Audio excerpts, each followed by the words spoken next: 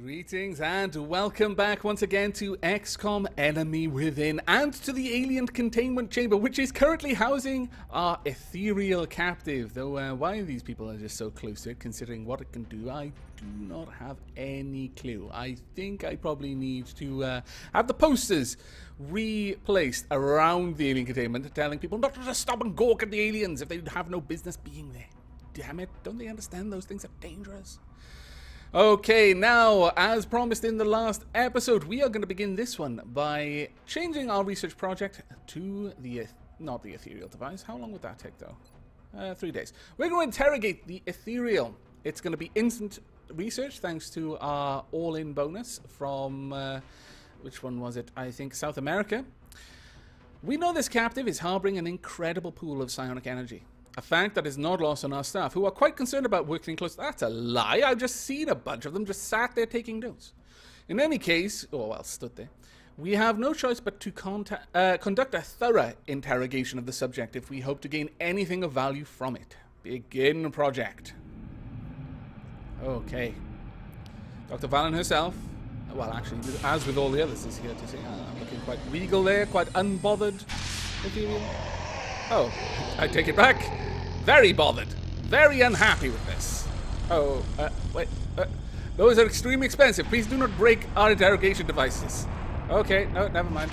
Looks like we have enough power. We do have quite a lot of power plants running that. Oh my lord. All technology research credit earned. Fantastic. Codename Rosetta. Okay then, this creature, clearly a member of the alien leadership caste, responsible for this invasion, presented us with an extremely risky and difficult interrogation prospect. Despite our previous experience in safeguarding the facility from the potential effects of the abilities exhibited by the psionic alien species, this captive's power exceeded the previously established limits of our testing. Oh dear. Much of the information we were able to discern from this creature was cryptic at best, as it made every effort to resist our most invasive procedures during the interrogation. Oh, I don't want to know what they were. However, the experimental imaging equipment we had been using to monitor the alien's brain activity did reveal a very unusual pattern of neural activity that we believe is closely tied to the creature's power. This information should prove useful in reducing the time required for our research in a variety of fields. It seems like a fairly... It seemed like a fairly weak explanation for this, but oh well, I'll accept it. Now, oh wow, that's actually shaved off a fair bit of time. That's shaved off 2 days off the ghost armor. And now we can do the autopsy as well, so I think we should begin. This alien appears physically weak, even frail, but appearances can be deceiving. It is a remarkably hardy specimen with a brain chemistry, the structure utterly unknown to our science. All technology research credit applies, reducing research time by 50%. This specimen appears to be at the top of the alien hierarchy, and for good reason. As you've probably seen, its physical form is not suited for combat. I wouldn't say that. It had as much health as some of our highest level troops. Have an incredible pool of psionic energy at their disposal. And that's just wrong, which Dr. helps Vahlen. to explain why the other species are subordinate. You're assuming to them. it's old. Well, actually, maybe you're not. Maybe you've actually done some sort of testing on it to find out how old its atoms are, or whatever you do. Right, codename Ether, mind shield available for manufacture. This specimen appears to be at the top of the alien hierarchy, and for good reason. As we've noted in the field, its physical form is not suited for combat by any means. Their bodies actually appear to be quite frail, with evidence of atrophy and muscular degeneration having occurred over an extended period of time. Okay, I guess that's why you call them elders. This is not surprising, as initial radiocarbon dating indicates this particular creature could be several thousand years old. My lord. Unlike the other specimens we've examined, there is little to indicate that it was genetically enhanced, at least not with the same ambition as the others. Strangely enough, we have uncovered similarities between the ethereal brain and that of the sectoid commander. Both show the same enhanced synaptic connections, confirming our suspicion that this is the likely source of their power. These ethereals, pardon me, appear to have an incredible pool of psionic energy at their disposal, more than anything we've previously encountered, which helps to explain why the other species are subordinate to them. The unit's analysis view should provide additional information about this creature's combat capabilities in the field. Well, that's fantastic. Developed using the cybernetic implants we removed from the skull of the ethereal... Well, you didn't say that they had any implants. Oh, that's interesting. This device should allow for a greater resistance to offensive psi abilities. It also projects a low-level psi field that will deter strangulation. Really? A low-level side field that deters strength. That makes no sense. Okay, well, whatever. Right. I think we're going to continue with the research on the ghost armor, though. Yeah, it's 2 days. We already began. Let's start. Let's get that done as quickly as we can. But now we have something new to look at. Oh, hello. Now that we've backed the aliens into a corner, I'm gonna take a sip of tea while you're talking. See what they're really made of. Personally, I expect nothing short of pure desperation in their resistance. Or hatred. They've invested too much to go down without a fight. Yeah, they might try to take us down with them, which is what I would be more worried about. Okay, let's have a quick look now. Is it going to be in here? Or is it going to be under armor? Maybe under armor? Oh, no. Okay. Have I missed it somewhere? We need a psi shield. Oh, mind shield is what I'm looking for. There we are. Needs an ethereal corpse. Damn it, we used the ethereal corpse.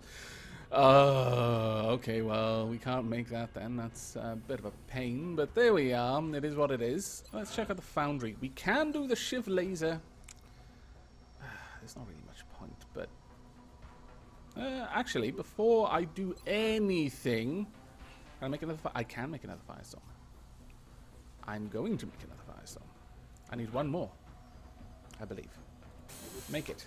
Also, let's go ahead. Can we make the launcher? Blaster launcher. It's just money that's holding us back. Very well, I shall be right back with a lot of money. Okay, well, so many corpses. It feels kind of weird using these guys' corpses to make money. I don't know. It feels a little bit macabre, honestly. Lots of mutant elites, and they're worth a lot as well. Wow. Okay, that's not bad at all. Sectopod Rex, we'll keep hold of those. Alien entity, no, we're going to keep that. Plenty of power sources. We can get rid of the damaged flight computers. It's a shame those were damaged. Honestly, I'm starting to think we don't need the Mechtoid cores, so we'll get rid of those. That should give us more than enough. There we go. I want this item so badly. Revocane wants it so badly. Let us do this now. 283. Awful lot of money. Going to be worth it, I feel. There we go. Let's get one of them. And let's immediately go and find Revocane so he can have his new toy. He's been waiting for this for a long time, bless him. Okay, Revocane. You have got an upgrade. It looks awesome as well. Let's have a quick look at it. Upgrades conventional rockets that permits projectiles to navigate the battlefield. Substantial damage improvement over the conventional rocket. Blaster bombs have a blast radius of 3 tiles. Friendly targets in the blast area are effective. Blaster bombs are useful for destroying cover and forcing enemies to spread out. Base damage of 9 versus... what's this? Base damage of 6. Okay, well, let's equip that then. Oh, no funky FMV. Oh, that's a shame. Oh well, still...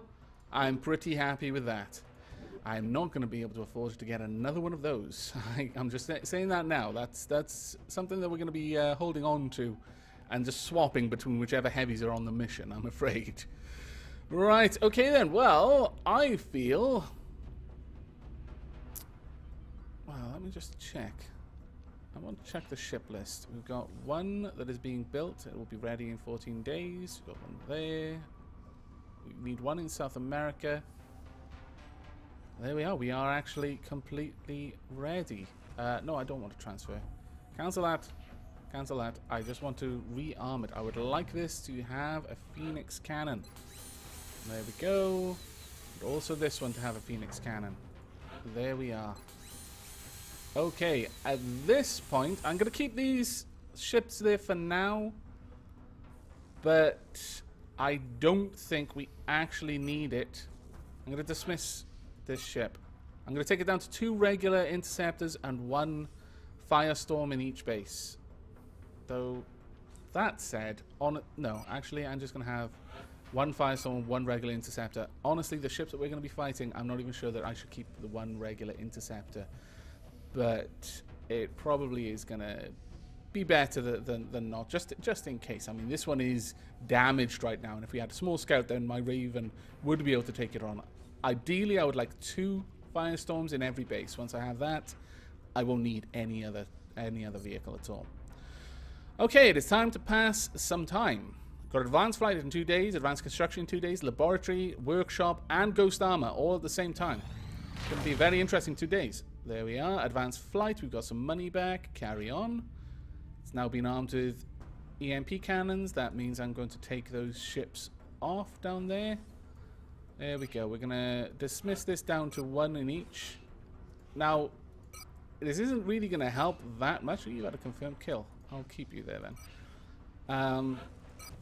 But it will mean that future budgets, next month, we're going to get a lot more money out of it because we're not having to pay the upkeep on a bunch of vehicles we don't need.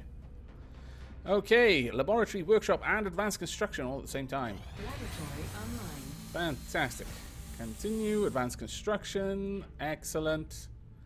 Oh, we're doing well. Carry on. Right, okay, let's check out the ghost armor. This may be another base episode. Codename Nightshade. Ah, very nice. Ghost armor available for manufacture. An advanced prototype based on an earlier skeleton armor design, this variation makes use of the latest developments in the field of optical camouflage. By studying the unusual phasing behavior exhibited by the hyperwave beacon, we've come to understand how this device is capable of existing outside of our visible plane. With this phasing behavior in mind, we've implemented several experimental metamaterials into the weave and structure of this suit's outermost layers. As a result, the ghost armor provides near invisibility to the wearer, allowing for enhanced evasion and infiltration capabilities in the field.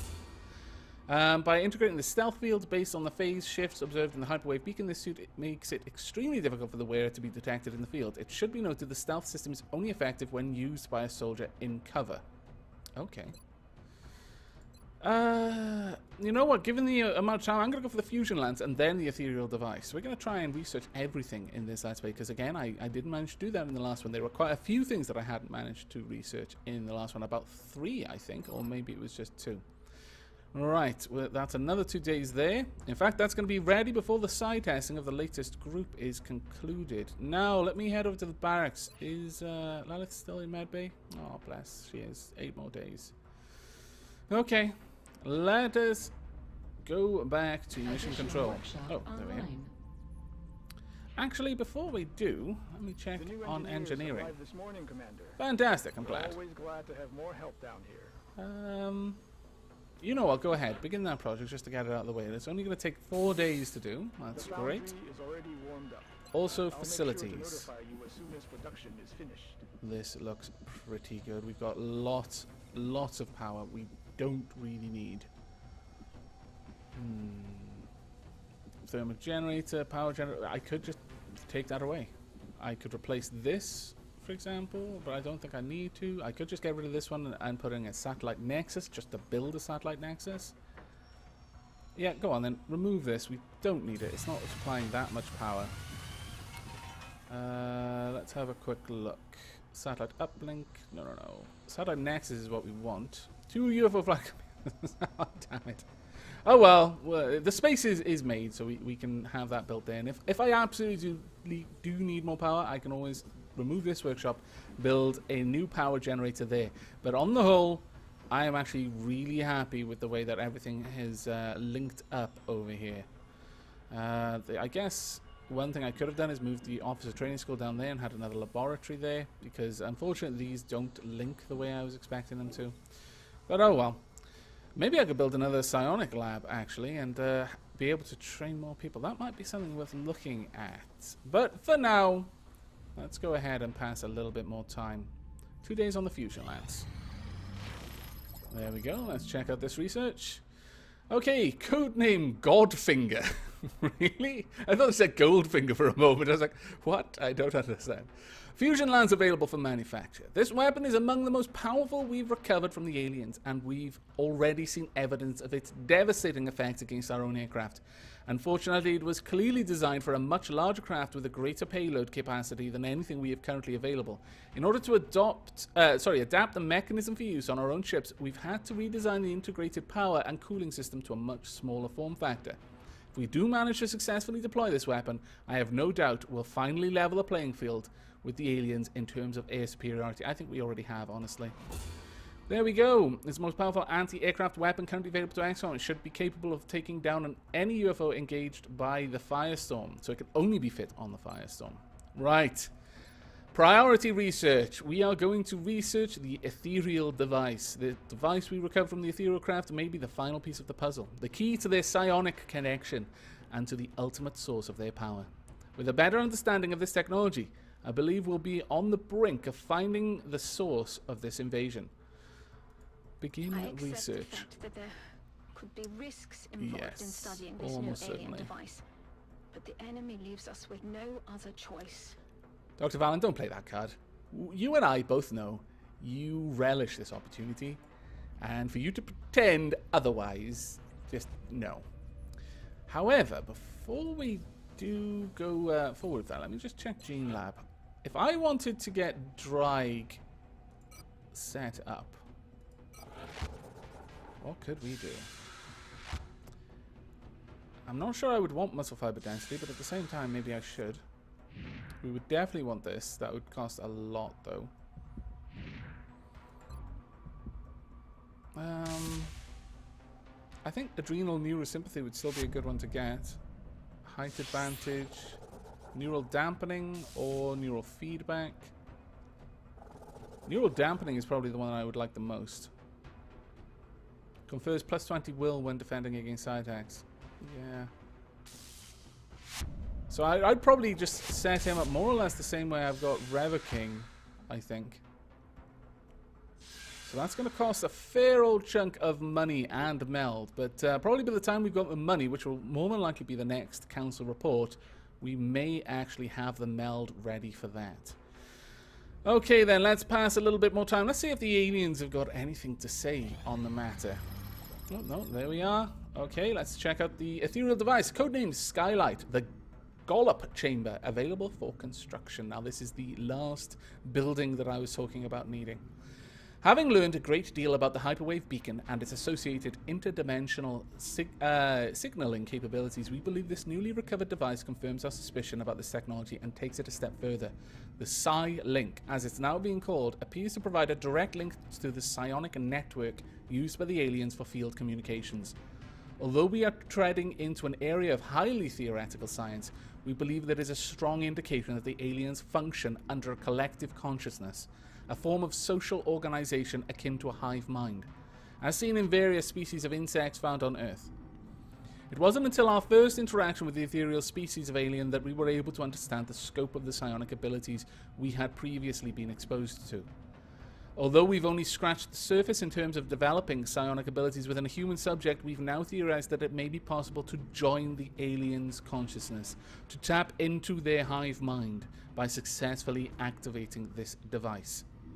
However, in order to ensure the safety of Xcom's headquarters, we'll need to construct a chamber that minimizes the potential risks to the rest of the facility during the activation process.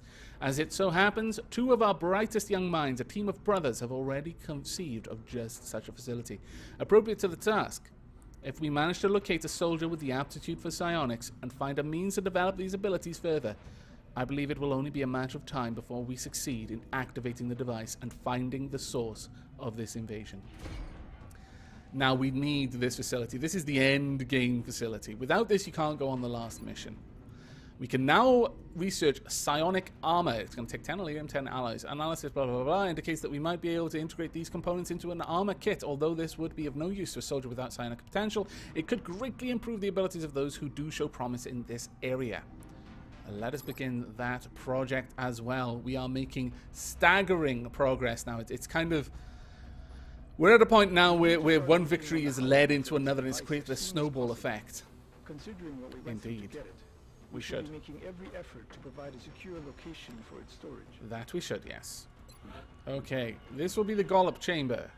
It is going to take 200 Ultra Megabucks. It is also going to take 5 power. That is fine. We can easily do that. In fact, I can probably sell enough to make that if I really put my mind to it. We are in the last run at this, the last leg of the journey, really. I think we're going to throw caution to the wind and we're just going to start selling the corpses that we don't need. I am obviously going to keep the extremely important ones that, by and large, these are all going. There we go. Complete transfer. This Let's Play, I feel, is almost over, and there's every possibility it may still fail. We may still end up losing. That is a terrible thing to be faced with, but it's still true. The Gollop chamber needs to be built. It's going to take us 14 days. Rush construction, really? Oh my lord!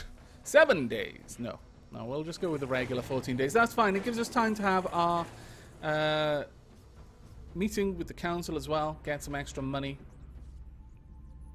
Gollop chamber will just before the council, actually. Okay, well, that's fine. There's no reason to rush it then. The firestorm in 10 days as well.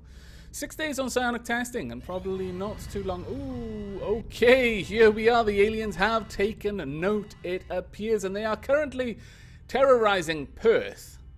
It is going to be a very difficult mission. You don't say. Okay, then. Well, I think this is going to be great for Ravicane to test out his new and awesome equipment. But I am going to... we're going to be taking along one of our rookies for this one. Let's see someone... I think, well, maybe Atheist Cat? I don't know. No, we're going to have a look at some of the others. I really want to take out Johnny Marr again, actually. I really feel we need to try and get him leveled up. Where are you, Johnny Marr? There we are. There we go. We do not have a... Well, actually, I might be able to afford a plasma sniper. I'm not sure. Let's have a quick look, though. Let's load you up properly. We've got the Titan armor on you. Plasma sniper rifle. There we go.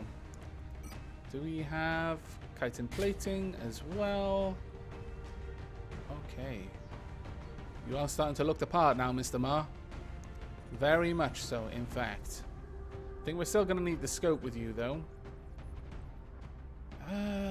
Actually, let me just quickly go and check. What do we need for ghost armor? An awful lot of money. Well, actually, we're almost there. Okay, we're gonna go quickly buy one piece of ghost armor just so we can see what it's going to be like compared to the others. The Sectopod Rex I don't think we need, so we're going to get rid of those, and that'll give us enough money for the ghost armor. Thanks to the enormous amount of workshops we've got, it doesn't actually cost that much for us to get. So there we are. Let's get that made. Now I would like to know how this is going to affect our troops. So let's go straight back to the Terror attack. Sky Ranger. Now who's going to have the ghost armor is the question. Drake, perhaps. I'm not going to give it to someone who can already stealth. Let's have a quick look at this then. So, Titan armor gives 10 bonus health, flame resistance, sealed air supply, etc., etc. Ghost armor gives 6. You will lose 4. Grapple, it affords grappling armor. Stealthism allows the wearer to become invisible. Ghost mode can be activated up to 4 times per battle. Activating ghost mode does not cost an action nor end the soldier's turn.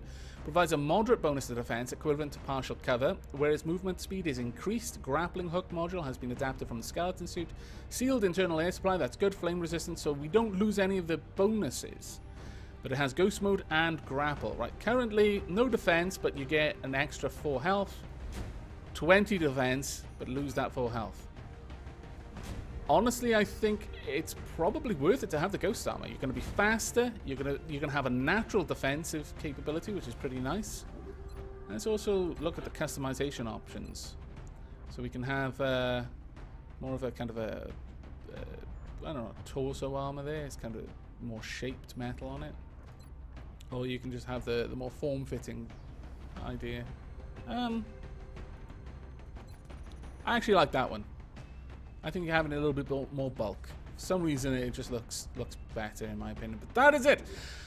But I'm going to be cruel, and I'm going to wrap this episode up there. So in the next one, we're going to be engaging the aliens in a terror mission with Squaddy Marr with us, but with a plasma sniper weapon this time, with Brandy Bear coming along as well, with Drake continuing, hopefully, to hone their mental abilities, and with 3 gene-modded troops, Ravicane, Evelyn, and Cerberus.